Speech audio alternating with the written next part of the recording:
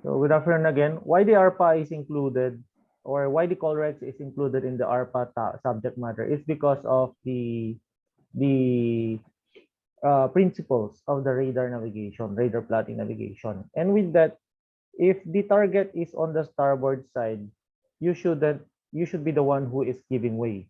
And that is why we are giving a heavy point kapag ang target mo it's on your starboard side. So let's have a refresher. It's just 33 slides.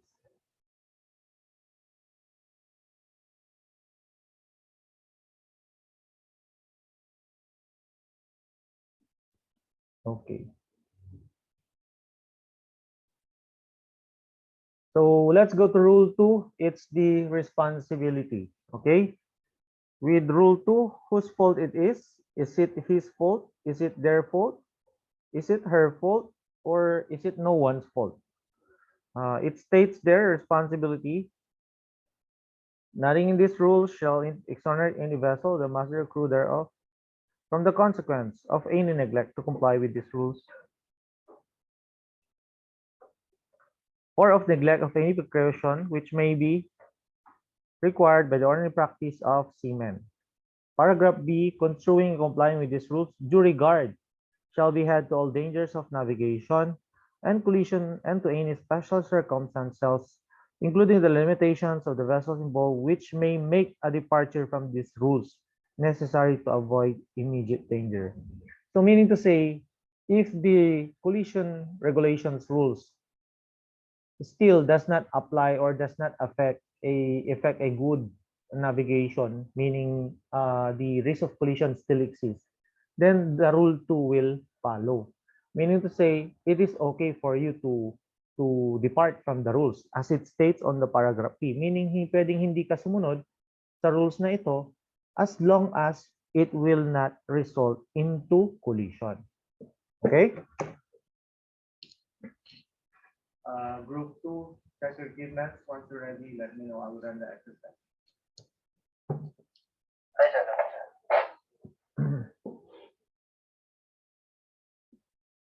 Then, what's the next vital rule? It's the lookout. Okay, what is lookout? Can anybody tell me? None? It says Sila there. yung Ano yun?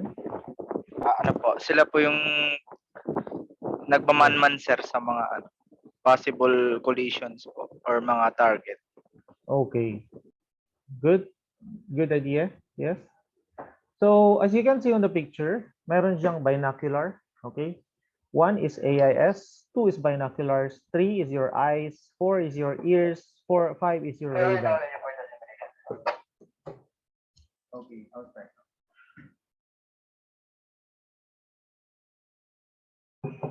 Okay, so meaning to say, it says on Rule 5, every vessel shall at all times maintain a proper lookout by sight and hearing as well as by all available means appropriate in the prevailing circumstances and conditions. Okay, so as to make full appraisal of the situation and the risk of collision. That's the reason why na meron diyang ARPA, meron diyang radar, andyan din ang AIS kasi it says all, no? Lahat sabi niya. Okay? By all available means. Go ahead.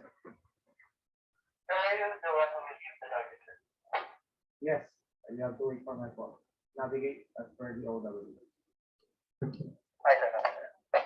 Okay.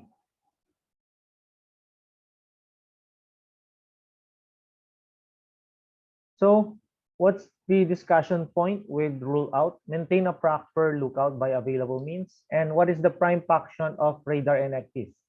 The prime function of radar and ECDIS, gentlemen, it's the radar. It's the observation, continuous observation. You have to detect, you have to select, you have to detect, you have to monitor which possesses the higher risk of collision. And it gives you the data if it's ARPA.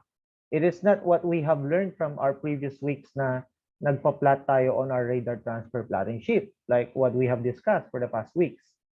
We are doing that because we are showing you, we are indebting you or inculcating you the knowledge about the ARPA information, the radar information on how it is derived by the computer, which is the ARPA. The ECDIS, it will show you the map.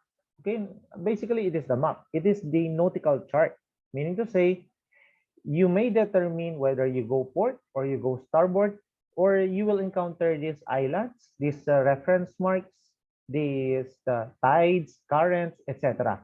So all of those are available from your ECDIS, which means electronic chart display and information system. But it doesn't mean that those two, the radar and ECDIS, are the ones navigating instead of you. You should be the one taking action, as what we have learned from the ARPA or the radar transfer plotting sheet. Naalala nyo yung point of MX last week? Class. Naalala nyo? Yes, sir. Yes. Okay. So point of MX, gentlemen, it is what? It is your point of execution. Okay? Kung saan ka mag-execute, either mag-alter ka ba ng course mo or mag-alter ka ba ng speed mo. And with that, kailangan natin ng lookout para mabantayan ang mga targets. Kung alin yung mas nagbibigay sa atin ng mas mataas na risk. Then of course, it is the safe speed. Safe speed is, can anyone tell me what is safe speed?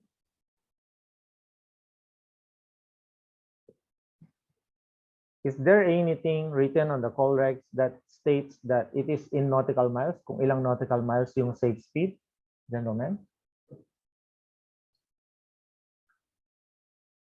Okay. So with safe speed, okay, in most cases, what happens with the CPA if you reduce speed? Okay, CPA means closest point of approach. So if you remember from the previous week, okay, let me just add this too. Okay. Safe speed, kapag nag-reduce ka ng speed mo, okay, you will have a bigger CPA. Katulad ng ginawa natin sa plotting. So number 2 discussion point is what is the initial action that will help you stop easier at a later stage? Okay, initial action of course will be the alteration of course. If the alteration of course alone is not enough, then alteration of speed should happen.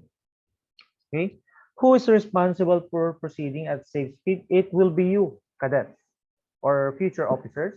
It will be you, okay, because you will be the one manning the vessels. Define and elaborate speed, safe speed. Every vessel shall at all times proceed at a safe speed so that she can take proper and effective action to avoid collision and be stopped within a distance appropriate to the prevailing circumstances and conditions. And what are those conditions na kailangan nasa safe speed ka? Ibig sabihin, nasa maneuvering speed ka, yun ay kapag ang visibility mo ay naapektuhan, the traffic is so dense, okay? And then the maneuverability of the vessel, okay, with regards to stopping distance and turning ability. And at night, the presence of background lights or from shore lights.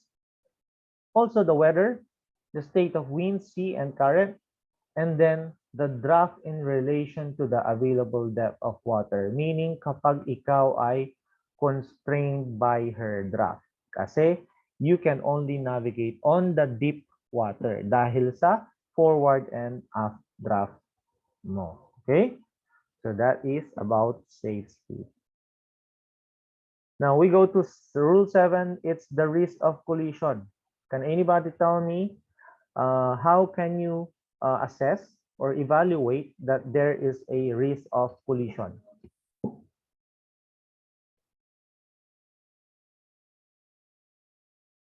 Wala? Class 10?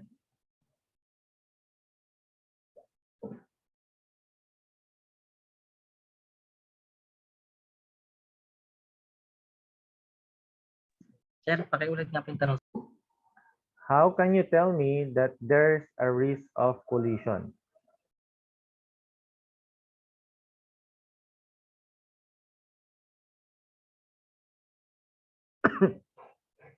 Wala dyan sa screen?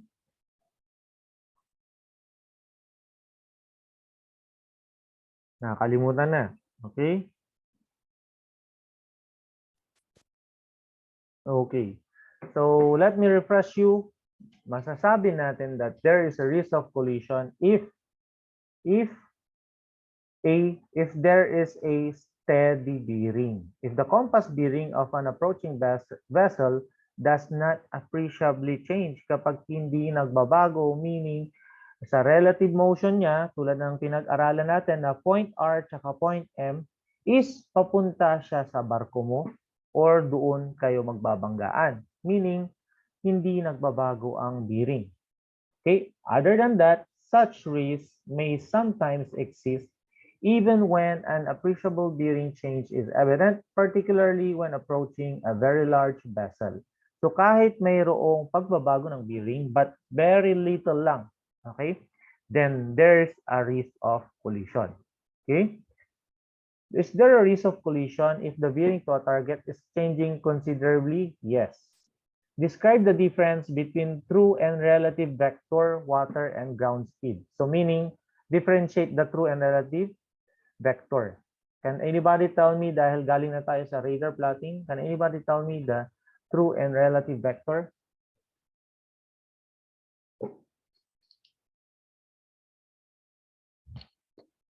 Torm Luzon, your target tank 18B. Target tank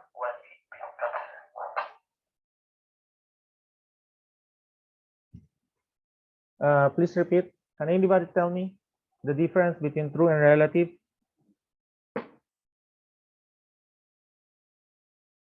Last. Sir, ako sir, try ko. Yes, go ahead. Huwag mahiya. Okay lang Atyansa, sir, naman. atyansa. Yes, Atyansa, go ahead. Ano sir, yung ano po, yung true vector sir, pwedeng ano siya, distinguish between moving and stationary targets. Then yung ano naman sir, yung relative vector naman po sir. Kaya nakakatulong para mahanap yung mga barko na na-aksidente doon sa mismong lugar niya. Yun po. Okay. Thank you, Chansa. Any other idea or opinion?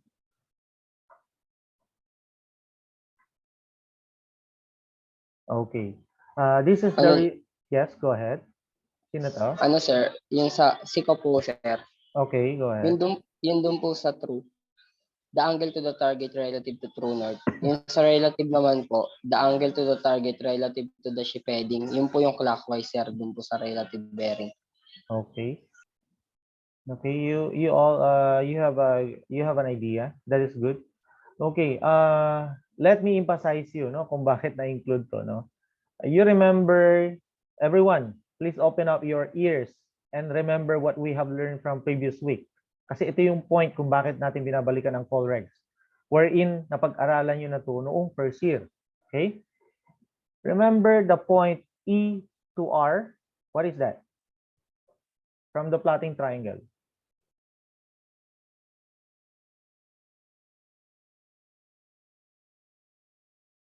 Hello?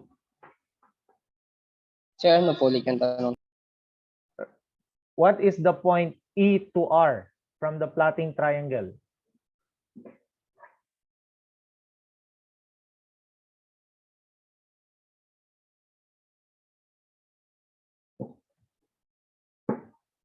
You forgot already? Previous week lang yun?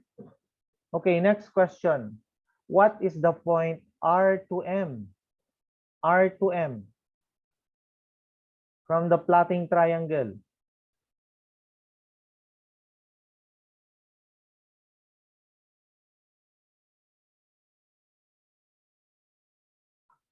No answer? Okay. Okay, kaya ako nga paulit-ulit na tinuturo yun, class, no? R to M, it stands for the relative motion. Okay, it stands for the relative motion. Which means, yun yung relative vector kapag ginamit mo ang relative vector, yun yung ipapakita niya sa'yo. Okay? And yung true vector, that will come from the E to M. Okay? Remember the plotting triangle, E to M? Yes or no? Yun naman yung target's true course. Naintindihan? Remember? Yes, sir. Sir, Oo, may yun. remember na. Yes, it's good. Buti na lang, naaalala nyo. How about the others, no? Yun yung reason kung bakit natin pinag-aaralan kasi nga, hindi na iintindihan ng navigator ang true at saka ang relative. With that, I am emphasizing this true and relative vector and even the true and relative trails. Yung trails yung nasa likuran, yung vector yung nasa unahan na merong line at meron siyang arrow. Okay? So true vector, it is the E to M. Yun yung talagang true course ng target mo. And relative vector is yung babagsakan, meaning yung relative motion ng target mo. Okay? So that is about rule 7. Next, rule 8, action to avoid collision. So what about the action? It says there on the radar plotting. Okay, let me reflect again the radar plotting. There's what we call the point of MX or the point of execution. No? Pinag-aralan natin yon. And we have, kung collision course siya, we have our new CPA. We can put it 2 miles on our port side or even 2 miles on the starboard side. And remember, there's a difference between bow crossing point or your closest point of approach. So with that, there should be an action to avoid collision. Kailan yon? Walang nakasaad sa COLREGS, walang nakasaad sa radar plotting sheet, but kung given siya, then yun na lang yung ginagawa. But actually, gentlemen or cadets, it is up to you. Okay? But never alter course kung sobrang malapit na siya. At wag rin naman sobrang malayo. Okay? And with that, for me, 5 miles is a good distance. Moment. But go ahead, Thornton. Sir, how many observations are we going to make, sir? Have you made the first one? Hi, sir. Okay, I will tell you.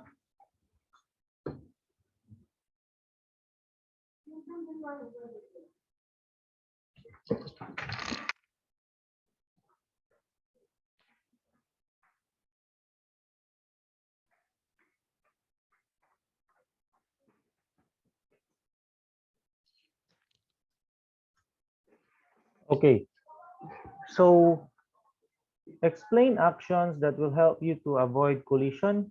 Explain bold and timely action. It should be timely, no? There should be sufficient time.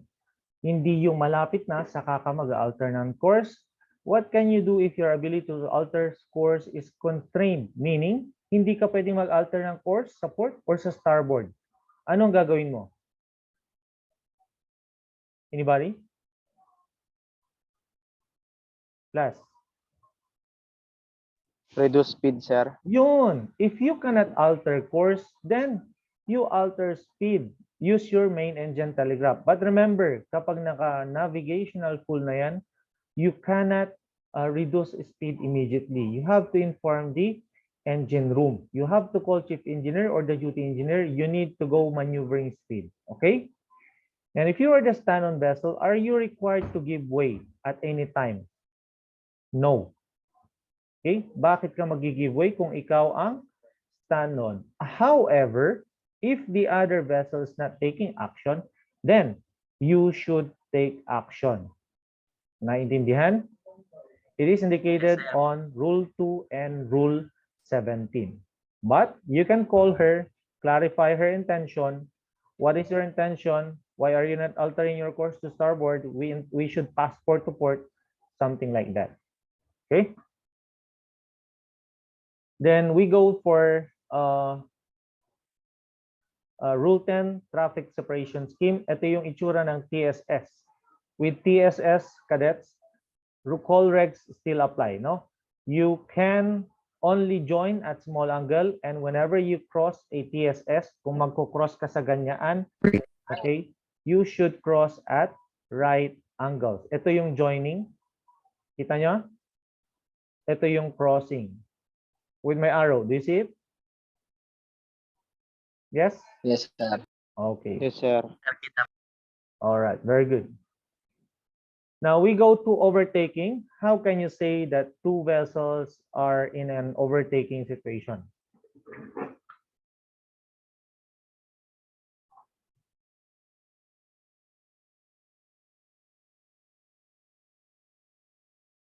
Anybody?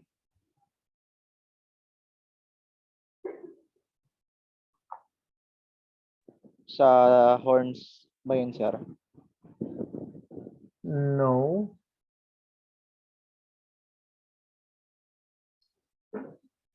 Next, sail 03. Ano po ulit yung tanong, sir? How can you say that there is an overtaking situation? Sail 03. Zero three copy, sir. Anybody?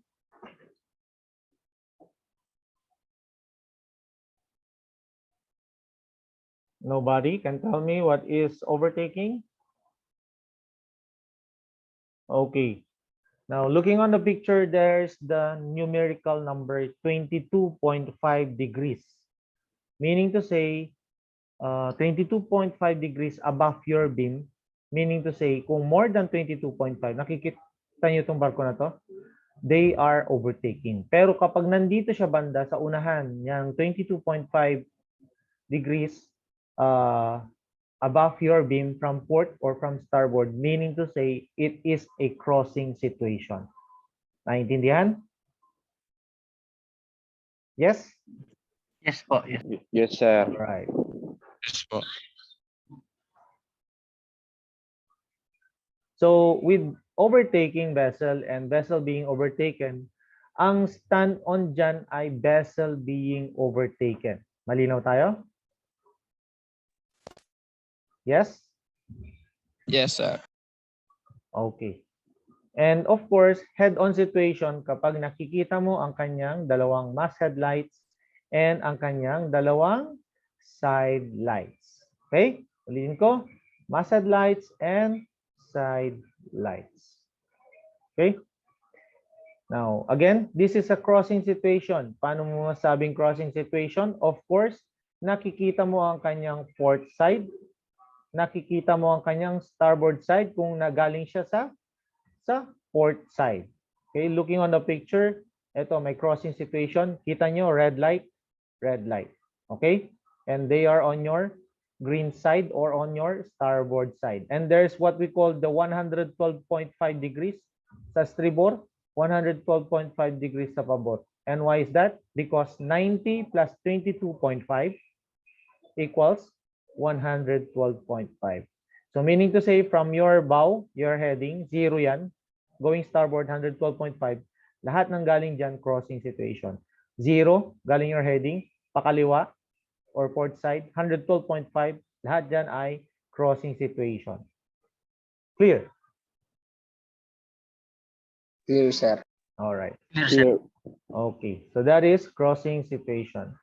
And action by giveaway vessel, looking on the picture, okay, the vessel who has the other on her own starboard side shall keep out of the way. So in this scenario, sa scenario na to, itong barko ang giveaway. So nag-alter siya sa starboard para she will pass astern of the vessel on the starboard side.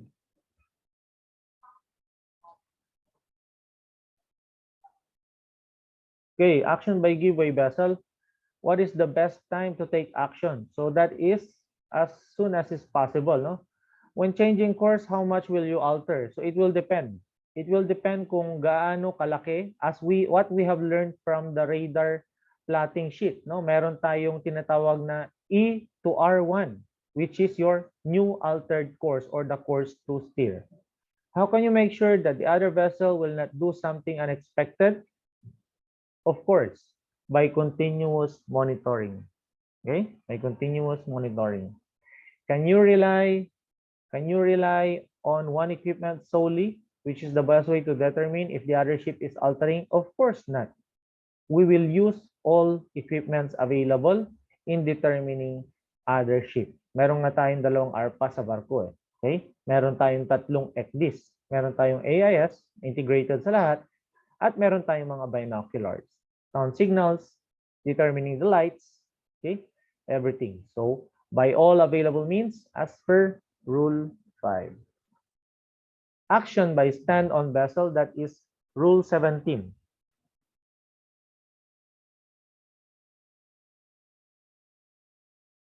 Ang sabi sa stand-on vessel, where one of 2 vessels shall keep out of the way, the other shall keep her course and speed. Alin dun? Siyempre, yung nasa starboard side. Okay. With the action of the stand-on vessel, ang sabi sa COLREGS, if the vessel required to keep her course and speed finds herself so close that collision cannot be avoided by the action of the giveaway vessel alone, she shall take such action as it will best aid to avoid collision. So, for example, if the action of the giveaway vessel is not enough to avoid the risk of collision, therefore, even if we are the stand-on vessel, we should alter our course, but never alter course on the port side. Naintindihan? Yes? Yes, sir. Oh, yes. And we may sound this 3 short blasts. Ano tong 3 short blasts na to? Okay? If you are in doubt as to the giveaway vessel's intention, we may sound the 5 short blasts. Sorry, it's 5 short blasts.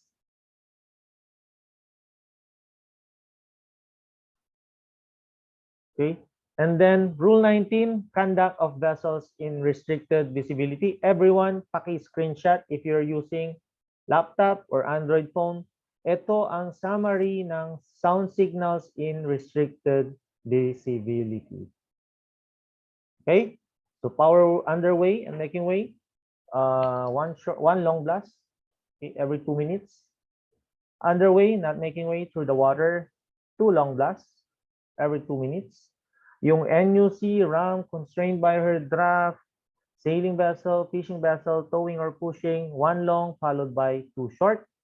And then vessel towed, if manned, 1 long followed by 3 short every 2 minutes.